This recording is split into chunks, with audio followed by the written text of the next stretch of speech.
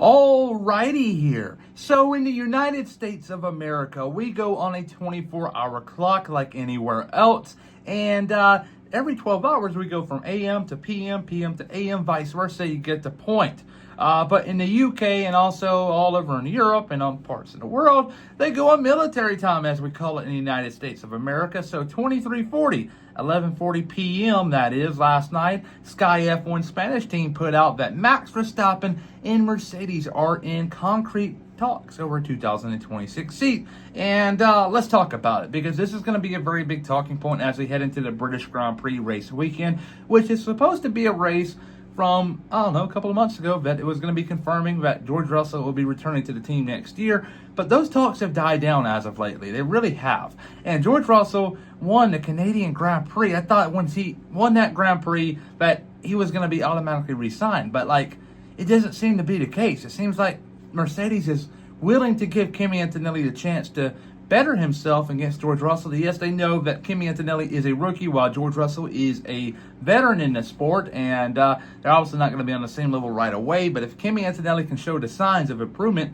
they're going to keep him over Russell because, one, he's younger and he's also cheaper right now. So it's going to be very big for them too. I think that you're heading into the British Grand Prix race weekend, which the weather forecast is indicating of rain and colder temps, and that's going to favor the Mercedes car. And they got a very good chance of winning the race, if not that, being on the podium for sure. When you go to Budapest, another good track. And when you go to Spa, it's a toss-up for Mercedes. It hasn't been the kindest in the new regulations to the team. And so after that, I think Toto Wolff is going to make a decision. I think what's going to happen is, and this is my own opinion, he's going to sign Max Verstappen beforehand. I think he's going to sign him from now, the British Grand Prix race week, to the end of the Belgian Grand Prix race weekend. I think it's going to happen, but the big decision is it's going to be who's that second driver. Is it going to be Russell or Antonelli? And I think these next three races, they're going to be underneath a microscope, and we'll see what Toto thinks. I think that he's going to keep Kimi because he's cheaper and he's younger, and ultimately he was the final guy. He was going to be the guy to replace Hamilton after all, whether it be 2026, 2027, and so on. Hamilton went to Ferrari because he didn't get that very long-term deal he was looking for at Mercedes. He was wanting a deal from Mercedes to make it to the next regulations, which is a 2-year deal and a 3rd-year pickup, obviously, because they do pickup years, obviously, in Formula One and all other sports, motorsports to be exact. So, yeah, Hamilton didn't get what he wanted, so he went to Ferrari, and I wouldn't say it was the right decision because I think it was a lateral move. And, yeah, we'll see how things go for an 8th title. But for Verstappen coming over to Mercedes, you would think that Red Bull would be raising Cain about it and just talking so much crap, if you will, about Toto Wolff and that team.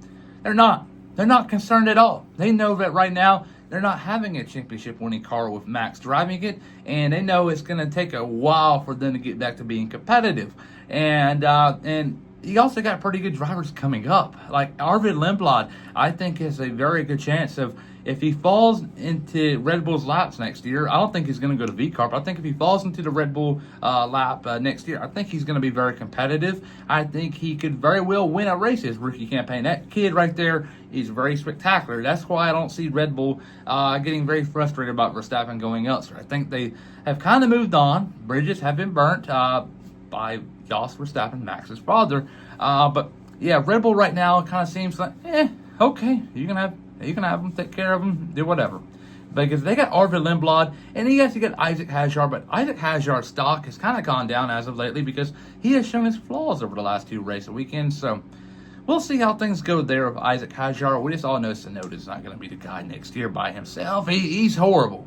Lawson, maybe he has gotten better as the season has gone on with VCARP. He did not have the preseason testing, which you kind of want to have, but right now he's just as good in the car as Isaac Hadjar is. So who knows? Liam Lawson could go back to the team next year for Arvid Lindblad. I just don't see Arvid Lindblad going to VCARP next year. I think that would be a wasted year.